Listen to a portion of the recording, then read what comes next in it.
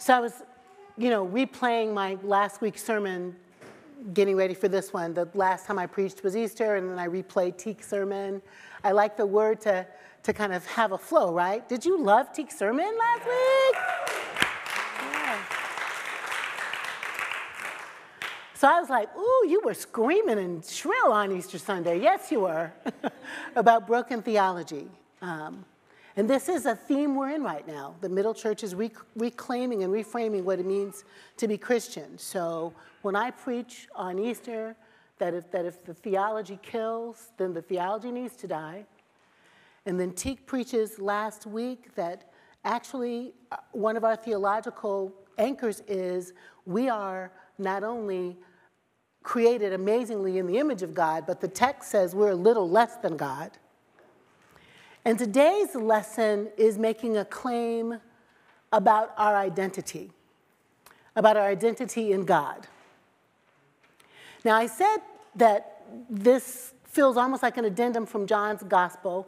John is not a synoptic gospel writer. Matthew, Mark, and Luke are saying almost all the same things, slight differences in stories, but John's orientation is a little different. We talked about that a few weeks ago. He's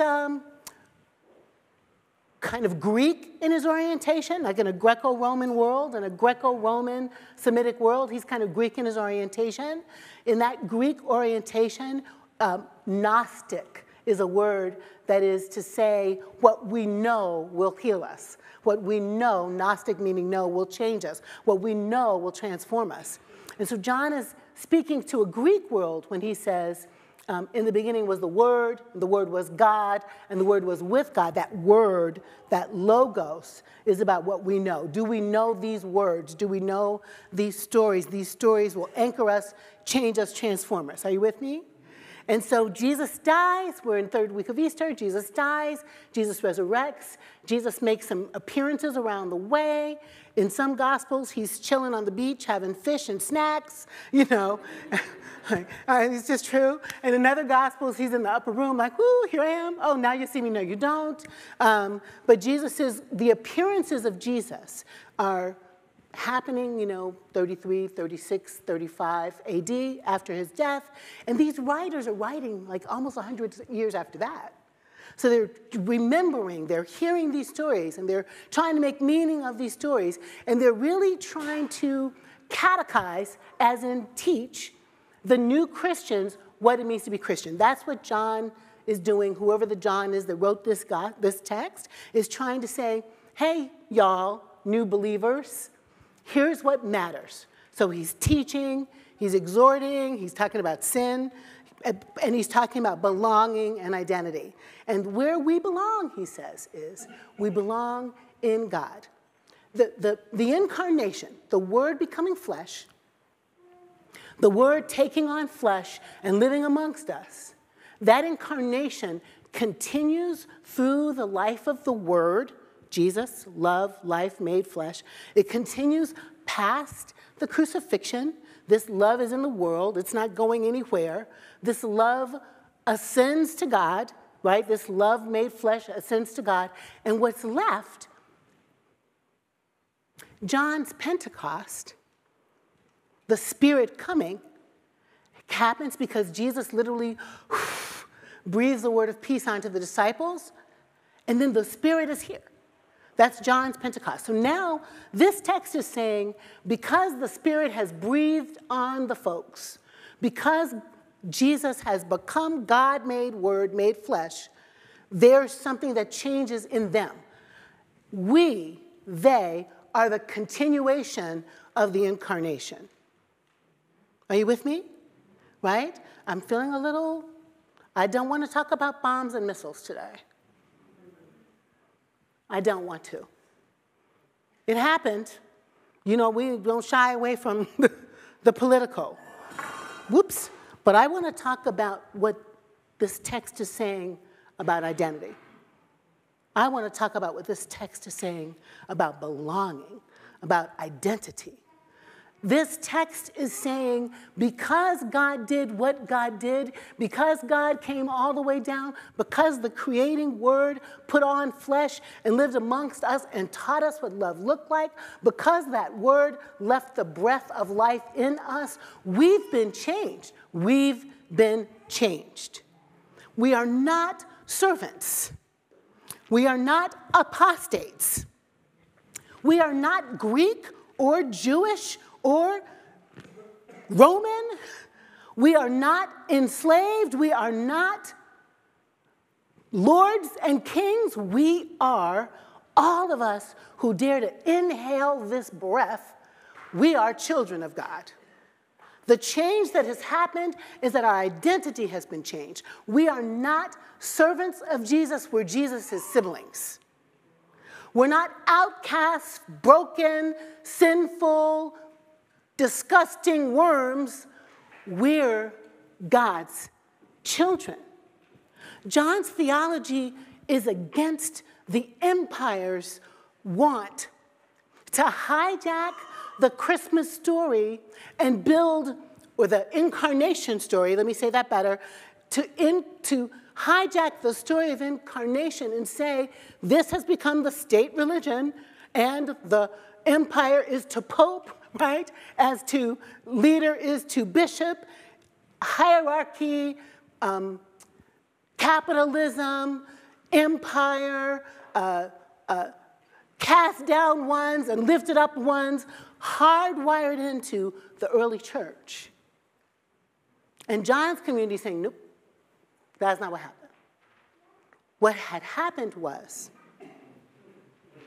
because God came, those of us who dare to lean into believing in this story are adopted by God. We don't have all the answers to the questions. There's a mystery here. But the text is saying, when we get to the end of time, when we actually experience God face to face, when we know more fully who God is than we do now, we can be assured that we will be like God. We don't know what that is, but we can rest assured that our identity is located en theos, in God. We belong to God. We're not subjects of God. God's not the emperor and we're subjects of the empire. God is the holy parent and we are God's children.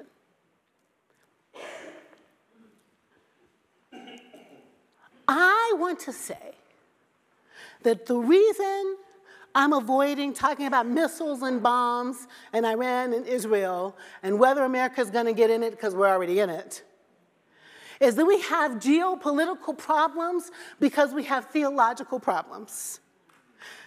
And we have theological problems because we got people problems. And we got people problems because we got identity problems. Can I take you through that? I'm hot.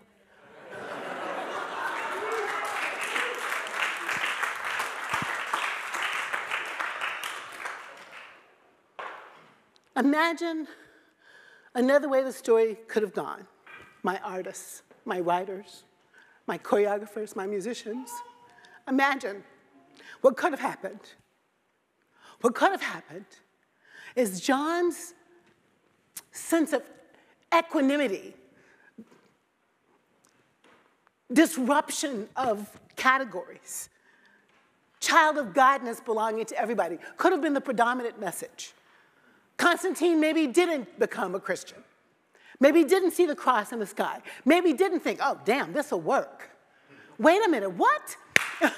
There's a whole theological story in which I have to stop being God, but there's another God that I can say is mine, and that God will make rules and regulations, and everybody will snap into line, and, you know, this is my jam. I'm going to do this.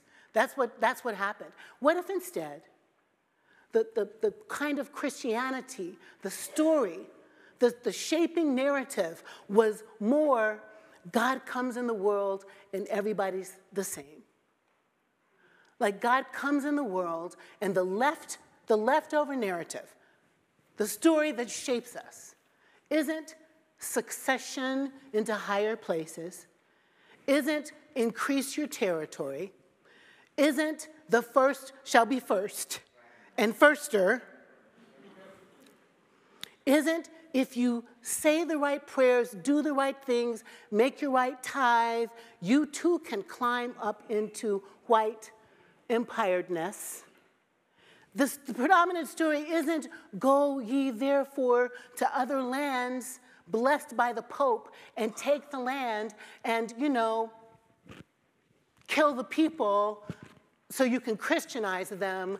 The story isn't the dark ones, the immigrant ones, the poor ones are somehow out of God's grace and favor. No, the predominant narrative could have been all us, all y'all, everybody who believes is a sibling, who belongs to the Godhead, made in the Godhead's image, like the Godhead, a little less than the Godhead. All of them, the nappy-headed ones, the straight-haired ones, the fat ones, the skinny ones, the indigenous ones, the black ones, the Spanish ones, the Polish ones, the Ukrainian ones, the white ones that had ethnicity before they became white. All of them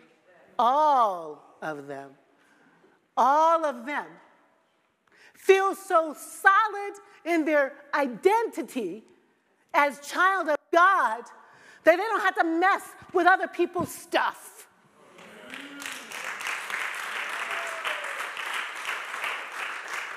They don't have to covet it. They don't have to take it. They can rest in the assurance that just like the birds of the air and the crawling things on the ground, the one who they get to call parent, the one whose DNA they share, the one whose ethic is theirs, that one is not going to forsake them, is not going to leave them to perish. Therefore, they could calm the F down, and greed doesn't have to be in the center of their theological reasoning. They don't need to theologize their insecurity. They don't need to build systems and structures and call it holy to baptize their hierarchy. They don't have to be so uncertain as to what tomorrow holds that they erect walls like Wall Street and build a church like, Collegiate, and buy, quote, the land from the Lenape, and take all of this stuff in the name of God because they know God wants all the people to have some of the stuff. We have missiles and bombs and hostages and occupations, and the Jewish people call the shoal, the Holocaust, the shoal, which for them means catastrophe.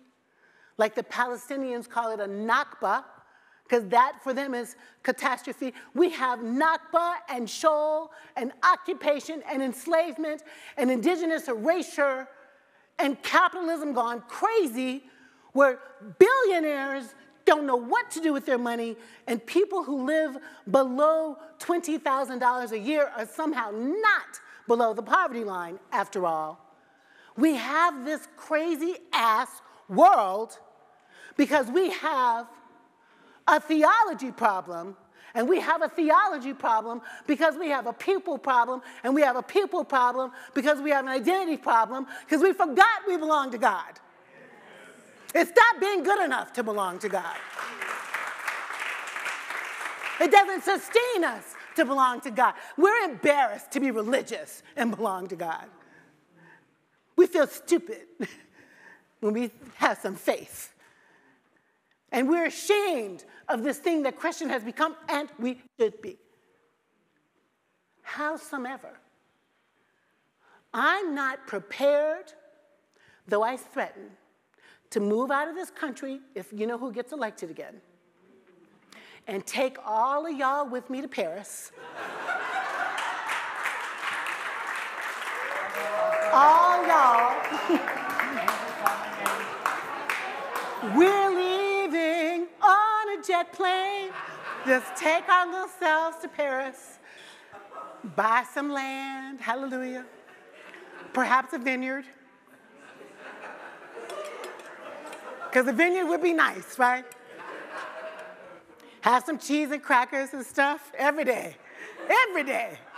Communion every day. Every day. Some good singing. Camp Carmi come back from the cruise. Hey, hey. The band will be there. Yo. Yeah, I threatened to leave this country and go to Paris if you know who gets elected. But I'm not going anywhere. I'm not going anywhere. This is a crazy place, but it's the best place. I'm not letting the fascists take over my country, and I'm not letting the white nationalists take my God. I'm not having it. I'm not having it. I'm not having it. Not having that. So we have a couple of choices. We who are a little less than God. We who God loved enough to come all the way down to live in the midst of us, to be willing to die for us, to teach us what love can do. We who are told that we have become children of God. That's our identity. You know, Black as we want to be, Ungawa as we want to be, Ubuntu as we want to be, reclaiming our Germanness, okay, in our whiteness. We are children of God. That's the primary identity. If we will lean in to our child of Godness, we can be less afraid, less insecure. We can claim our power and get jiggy with, I'm just a mess, sorry. Kicking stuff. We can get serious about how our faith has everything to do with politics. It was good enough for Jesus, and it's good enough for us. I am not going to tell you who to vote for. That's not acceptable in our denomination. But I am going to tell you, whatever it is you're dreaming about, whatever it is you're thinking about, whatever it is you're praying about, I hope it includes not any more erosion of our human rights than we've already had. I hope what you're thinking about is if they can roll back birth control questions, okay, reproductive questions to 1864, I think they're coming for every Negro in the room. That's what I think. I think they're coming for our Blackness. I think me and John are in big trouble. If you're in a biracial marriage, Clarence Thomas told you he's coming for you. They're coming for voting rights. They're coming for reproductive rights. They're coming to make our children not understand history, because God forbid that they do. They're coming for interfaith relationships. They are coming to shut down freedom. They are coming for us. Will we stand still and whine? Will we be depressed about it? Okay, maybe a little bit. Will we take our little depressed behinds to the places where we can organize? I hope so. Will we learn about the issues? I hope so. Will we make a 100% voting commitment in this congregation? Don't we dare say to our dead ancestors, I don't know if I'm a vote. How dare we? No. Lynched for thinking about voting? No, hell no. We better find a way to decide what we think about ourselves and what we think we deserve in this land because we're God's children. And every single day live out as though we walk with the Holy One, because we do. And we don't have to be perfect or take communion or push our beads around to be engaged with the God who loved us when we were yet a stinky, lost baby in our mother's womb. God already loves us, is what I'm trying to get at. You don't have to politic for God to love you. You don't have to get in the right supplicated position for God to love you. That's a given. So what are we going to do with that power? Vote. What else? What? Protest. What else? Love. What else? Wait, organize. Create. Register our friends. Speak out. Boycott. Teach our children who we are and who they are. What else? Community. Build community. Even across difference. Stop being precious about, do you believe exactly what I think? There's not enough people. You're the only one that believes it. John doesn't think what I think. You're the only one that believes exactly what you think, so you might as well find a coalition and look for the, what's that called, the Venn diagram, okay? I don't want to talk about missiles. I'm sick of talking about bombs. I'm sick of talking about war. I'm sick of talking about racism and misogyny and transphobia and homophobia. I'm so sick of it. But I'm not going to stop. I just need us to do something about the things. Why?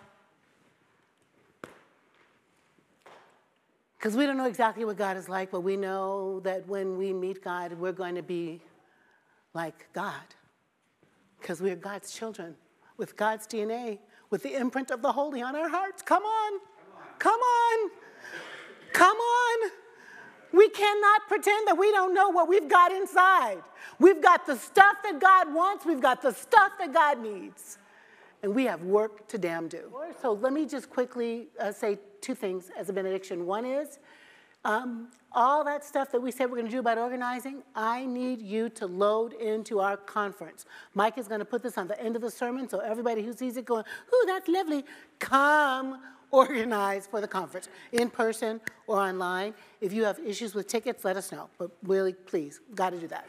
Yes, yes, yes, yes, yes, yes. And finally, we have violence in the world because we have theological problems that create a God of war.